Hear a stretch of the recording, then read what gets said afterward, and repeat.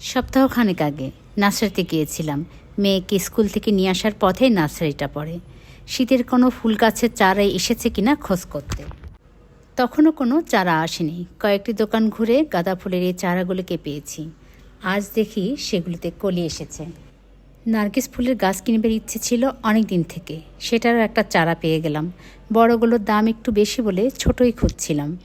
দু রঙের ফুল ফোটে, দেখতেও দারুণ লাগে। আরও কিনলাম একটা জবা ফুলের গাছ। রং না দেখেই কলি ছিল, দোকানের কথা বিশ্বাস করে কিনে ফেললাম। বাড়ি আনা 2 দিন পর সেই কলিগুলো থেকে ফুল ফুটল। দোকানি যেরকম বলেছিল রংটা সেরকমই। এই গাছগুলো কিনবার পর দোকানি প্রায় জোর করে আমাকে একটা মালবেরির চারা ধরিয়ে দিল। কি আর করা, সেটাও সাথে করে নিয়ে আসলাম। এখন শুধু সময় বের করে এগুলোকে জায়গা মতো স্থানান্তরিত করা বাকি।